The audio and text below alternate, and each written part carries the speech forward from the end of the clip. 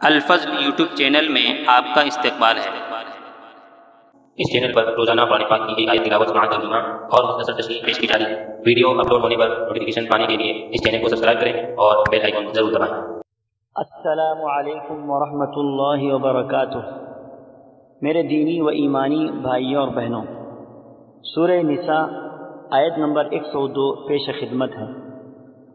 اعوذ باللہ من الشیطان الرجیم وَإِذَا كُنْتَ فِيهِمْ فَأَقَمْتَ لَهُمُ الصَّلَاةَ فَلْتَقُمْ طَائِفَةٌ مِّنْهُمْ مَعَكَ وَلْيَأْخُذُوا أَسْلِحَتَهُمْ فَإِذَا سَجَدُوا فَلْيَكُونُوا مِنْ وَرَائِكُمْ وَلْتَأْتِ طَائِفَةٌ أُخْرَى لَمْ يُصَلُّوا فَلْيُصَلُّوا مَعَكَ وليأخذوا حذرهم وأسلحتهم ود الذين كفروا لو تغفلون عن أسلحتكم وأمتعتكم فيميلون عليكم ميلة واحدة ولا جناح عليكم إن كان بكم أذى من مطر أو كنتم مرضى أن تضعوا أسلحتكم وَخُذُوا حِذْرَكُمْ إِنَّ اللَّهَ أَعَدَّ لِلْكَافِرِينَ عَذَابًا مُهِينًا۔ اور جب تم ان میں ہو اور ان کے لیے نماز کھڑی کرو تو چاہیے کہ ان کی ایک جماعت تمہارے ساتھ اپنے ہتھیار لیے کھڑی ہو، پھر جب یہ سجدہ کر چکیں تو یہ ہٹ کر تمہارے پیچھے آ جائیں، اور وہ دوسری جماعت جس نے نماز نہیں پڑھی وہ آ جائیں اور تیرے ساتھ نماز ادا کریں اور اپنا بچاؤ اور اپنے ہتھیار لیے رہیں۔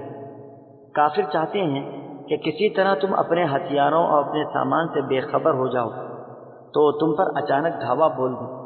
ہاں، اپنے ہتھیار اتار رکھنے میں اس وقت تم پر کوئی گناہ نہیں جبکہ تمہیں تکلیف ہو یا بوجہ بارش کے یا بسبب بیمار ہو جانے کے، اور اپنے بچاؤ کی چیزیں ساتھ لیے رہو۔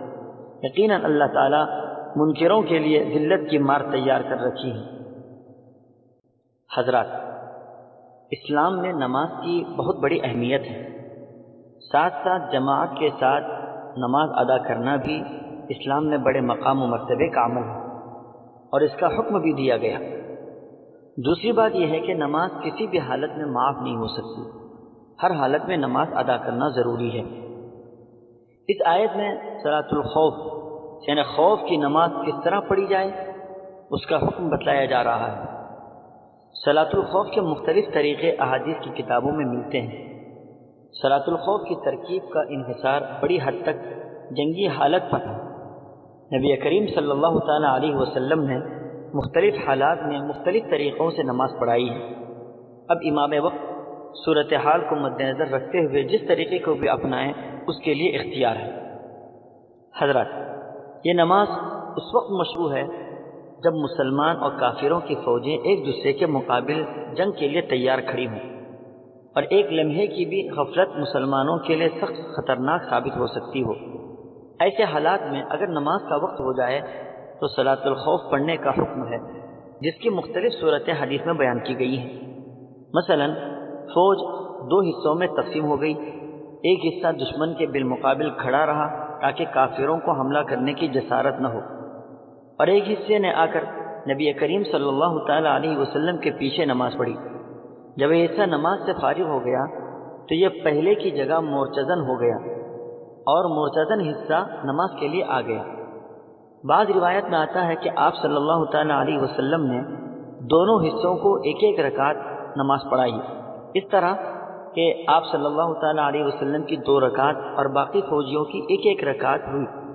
بعض میں آتا ہے کہ 2 رکعت پڑھائی، اس طرح آپ کی 4 رکعت اور فوجیوں کی 2 رکعت ہوئی، اور بعد میں آتا ہے کہ 1 رکعت پڑھ کر اتحیات کی طرح بیٹھے رہے، فوجیوں نے کھڑے ہو کر اپنے طور پر 1 رکعت اور پڑھ کر 2 رکعت پوری کی اور دشمن کے سامنے جا کر ڈٹ گئے۔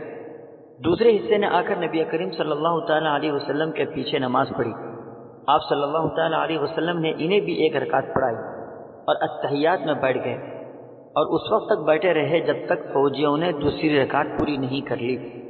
پھر ان کے ساتھ آپ صلی اللہ تعالیٰ علیہ وسلم نے سلام پھیر دیا اس طرح آپ صلی اللہ تعالیٰ علیہ وسلم کی بھی 2 رکعت اور فوج کے دونوں حصوں کی بھی 2 رکعت ہیں۔ حضرات، یہ ایک احتیاطی دنیاوی تدبیر ہے، ورنہ دراصل فتح و شکست کا مدار تدابیر پر نہیں بلکہ اللہ کے فیصلے پر ہے۔ اس لیے ان احتیاطی تدبیروں پر عمل کرتے ہوئے اس بات کا یقین رکھنا چاہیے کہ جو لوگ اللہ کے نور کو اپنی پھوکوں سے بجھانے کی کوشش کر رہے ہیں اللہ انہیں ضرور رسوا کرے گا۔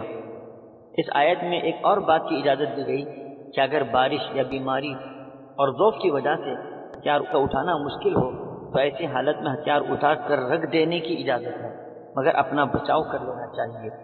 آیت کا خلاصہ یہ نکلا کہ نماز کسی بھی حالت میں معاف نہیں ہو سکتی، اس کو اپنے وقت پر ادا کرنا ضروری ہے۔ اللہ تعالیٰ ہم سبوں کو شرعی احکامات سمجھنے اور عمل کرنے کی توفیق عطا فرمائے۔ آمین۔ وآخر دعوانا ان الحمد للہ رب العالمین۔